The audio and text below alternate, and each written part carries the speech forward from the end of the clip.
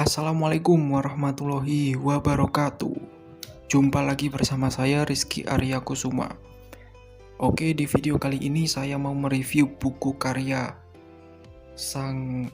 bisa dikatakan psikolog favorit saya, yaitu Aji Santoso Putro. Judul buku ini adalah Merawat Bahagia. Jadi ini kemarin selesai aku baca di Ibusnas. Bukunya nggak terlalu tebal, jadi ya cukup cepat lah buat menyelesaikan. Buku ini terbit tahun 2018 dan masuk kategori self improvement.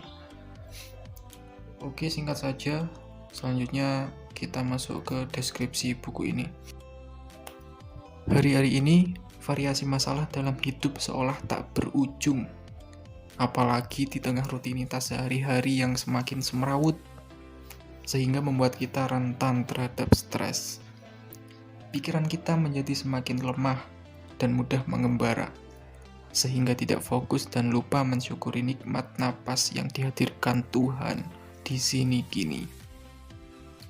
Kita begitu mudah untuk tidak sadar penuh dan sering tidak hadir utuh saat menghabiskan waktu bersama orang-orang yang kita cintai. Kita juga sering menyesali atas apa yang sudah terjadi dan khawatir atas apa yang akan terjadi di masa depan. Akibatnya, setiap hari kita terperangkap dalam ketidakbahagiaan. Setiap waktu kita terkungkung oleh ketaksehatan pikiran. Setiap mengambil keputusan, kita terjerat dengan ketakwarasan jiwa. Saatnya berubah menuju hidup yang lebih sehat, waras, dan bahagia. Merawat Bahagia adalah sebuah buku yang mengajak kita untuk lebih memahami hal-hal esensial dalam hidup yang sering kita lupakan dan abaikan. Oke guys, jadi dari deskripsi sudah cukup tergambarkan ya sebenarnya isi dari buku ini itu seperti apa. Sekarang kita masuk ke ulasan buku ini. Jadi sesuai dengan yang tertulis di sampul buku ini, sebuah rampai renungan. Halaman yang biasanya disebut daftar isi, ternyata di buku ini Mas Aji Santoso menyebutnya daftar renungan. Jadi buku ini mengajak pembacanya untuk melihat poin-poin renungan secara tenang dan bijak. Poin-poin renungan itu sejatinya adalah hal-hal yang esensial, hal-hal yang mendasar, hal-hal yang penting bagi kehidupan kita, baik itu sifatnya eksternal maupun internal. Setiap selesai membaca satu bab, aku mengikuti saran dari penulis, yaitu istirahat sejenak sembari menikmati nafas yang patut kita syukuri di sini kini. Ya, memang harus aku akui, sesederhana itu saja bisa membuatku sadar dan fokus kembali di sini kini, sehingga pikiran itu tidak terdistrak ke masa lalu maupun ke masa depan. Dari sekian poin renungan, ada 3 yang paling membekas bagiku. Yang pertama, tentang pasangan hidup. Bahwa seindah-indahnya hubungan cinta adalah yang berulang kali jatuh cinta untuk pertama kalinya pada orang yang sama. Karena pada dasarnya sebuah hubungan cinta yang sempurna adalah ketika kita ikhlas menerima ketidaksempurnaan pasangan hidup kita. Itu yang kedua, ketika kita dihadapkan dengan rasa marah, kita punya 2 pilihan, menjadi penonton atau pelaku. Menurut Mas Aji, sebaiknya kita menjadi penonton. Kenapa? Karena dengan kita menjadi penonton, kita memberi jarak antara diri kita dengan rasa marah, sehingga terciptalah dalam ruang itu suatu jarak antara diri kita dengan rasa marah. Nah, dengan adanya jarak itu, kita memiliki kesempatan yang lebih tenang, kesempatan yang lebih bijak untuk memutuskan sebuah respon atau mengambil sebuah keputusan.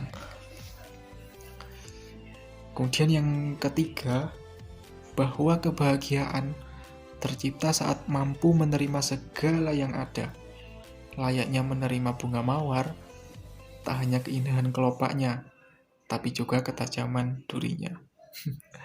Nah, itu guys, 3 poin renungan yang paling membekas bagiku. Dan tentunya masih banyak poin-poin renungan lain yang ya mungkin bagi kalian relate dengan kehidupan atau lagi butuh-butuhnya sebuah inspire, sebuah sesuatu yang menginspirasi, sesuatu yang memotivasi gitu. Jadi buku ini menurutku ya sangat menenangkan untuk dibaca. Menenangkan sekaligus menyenangkan tentunya. Karena apa? Karena bahasanya ringan, kemudian layoutnya juga sederhana, menarik, sehingga nyaman untuk dibaca. So, buku ini aku rekomendasikan untuk kamu yang butuh sebuah pengingat tentang hal-hal esensi dari kehidupan yang sebenarnya simple, tapi terkadang kita justru luput untuk menyadarinya. Jadi buku ini akan mengingatkan kita tentang hal-hal esensi itu. Dan pada intinya buku ini lagi-lagi mengulang konsep inti dari mindfulness, yaitu membawa jiwa dan raga kita sadar penuh, hadir utuh di sini kini. Oke, itu untuk review buku kali ini. Dan sebagai kalimat penutup, aku mengutip kata-kata dari Mas Aji Santoso Putro.